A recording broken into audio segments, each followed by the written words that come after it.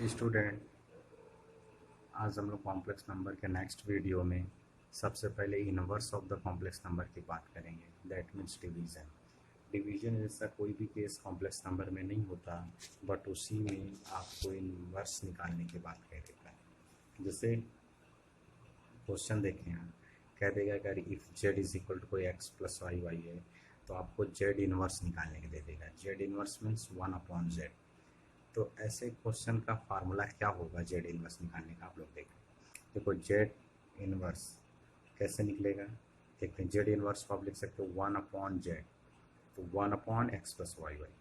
अब ऐसा है कभी भी डिनोमिनेटर में आ जाए तो कंजुगेट से मल्टीप्लाई करके उसको स्टैंडर्ड फॉर्म में चेंज करते हैं। ओके, तो ये इस तरीके से करें, x minus I Y, x minus I Y, ऐसा हमेशा करें। अभी ढेर सारे क्वेश्चन हम लोग करने वाले हैं। ये हुआ वैल्यू, अब नीचे में value a plus b a minus b, तो a square minus b square हो जाएगा। देखो ये आई स्क्वायर है तो ये -1, और -1 पहले से तो प्लस हो जाएगा, और ये ऊपर की वैल्यू जैसे थी एज इट इज।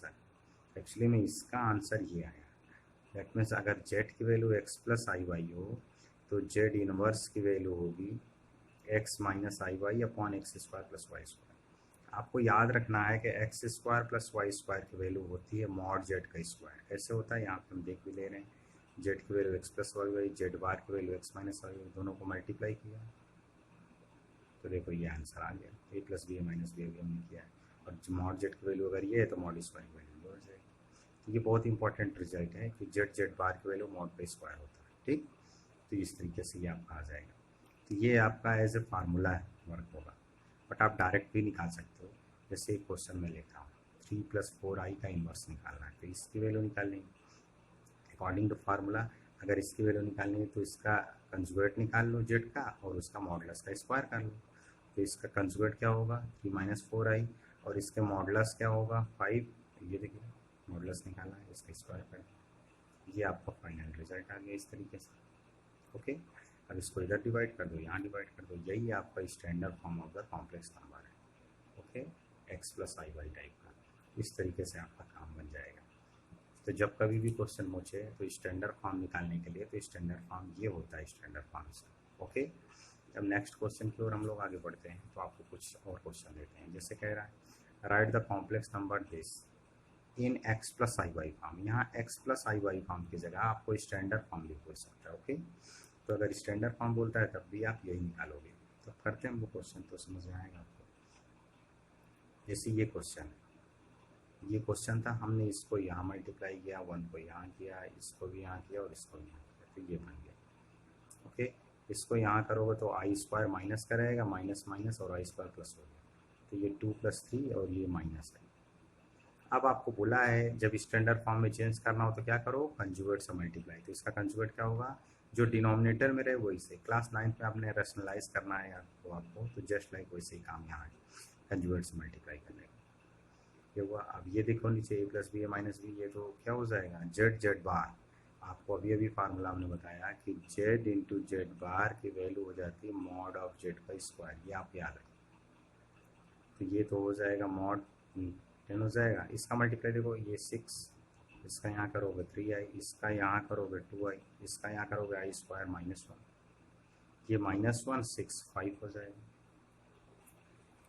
ओके, तो इस तरीके से करोगे तो ये 5 हो जाएगा, ये 5 है ये, और यहाँ 10 आ गया। अब इसको यहाँ भी डिवाइड कर दो, ये हो गया, ये आ गया स्टैंडर्ड फॉर्म x प्लस आई वाई। तो इस तरीके से standard form of the complex number change होता है। जैसे एक नेक्स्ट क्वेश्चन लेते हैं।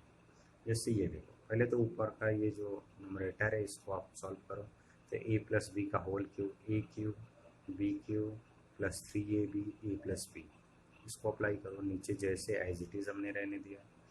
अब आप करिए क्या, ये देखो यहाँ आई स्क्वायर की वैल्यू क्या होती है -i, हमने सॉल्व किया है। ठीक, इस तरीके से देख लो, आई क्यूब है, इसको लिख सकते हो आई इंटू आई स्क्वायर। ओके, आई स्क्वायर की वैल्यू -1, तो ये हो जाएगा -i। तो आई क्यूब की वैल्यू होती है -i, जो आपको याद है पहले से। ओके, अब इसको सॉल्व करो, इसको यहाँ मल्टीप्लाई करो, आई स्क्वायर आ जाएगा, आई स्क्वायर की वैल्यू -1 हो जाएगी, तो आई स्क्वायर की वैल्यू -1 हो जाएगी, और ये हो जाएगा कितना 2i, और ये -3 + 2 -2।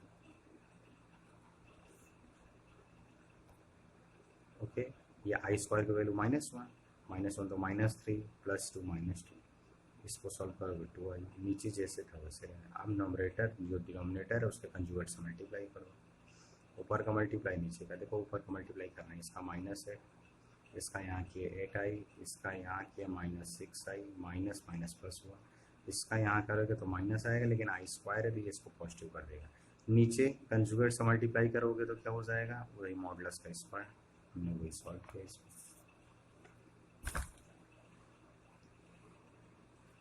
ये देखिए सॉल्व किया, इसको यहाँ डिवाइड कर दीजिए, आपका फाइनल आंसर स्टैंडर्ड फॉर्म।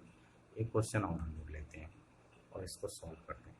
आपसे कह रहा है कि if z1 plus z are the number, maybe z1 is this, z2 is this respectively, find image of z1 z2 upon z1। देखो जब भी किसी कॉम्प्लेक्स नंबर का रियल या इमेजनरी पार्ट पूछेगा, इमेजनरी पार्ट लिखा है यहाँ तो आप पहले उसको स्टैंडर्ड फॉर्म में चेंज करो। विदाउट स्टैंडर्ड फॉर्म में चेंज किया आप नहीं कर सकते। तो स्टैंडर्ड फॉर्म के लिए पहले तो z1 z2 और z1 की वैल्यू निकालो, तो z1 z2 इन दोनों को मल्टीप्लाई कर दो। जैसे मल्टीप्लाई किए तो ये आंसर आ गया, आप कर लीजिएगा। अब देखो आई स्क्वायर -1 होगा, -1 -2 -6 और ये हो जाएगा -2, तो ये z1 z2 बार आया। अब इसमें z बार को डिवाइड कर दो, z1 बार को डिवाइड कर दो तो ये आ गया। ओके, z1 आपको गिवन था, z बार निकाले तो पॉजिटिव होगा। अब कंजुगेट से मल्टीप्लाई क्यों, क्योंकि चेंज इन स्टैंडर्ड फॉर्म, ऊपर का मल्टीप्लाई नीचे का मल्टीप्लाई, फिर से ये नीचे की वैल्यू ऊपर का मल्टीप्लाई आपको आता है, ये सॉल्व कर लेंगे। ओके, अब इसको इधर भी डिवाइड कर दो, इधर भी कर दो तो ये आ गया।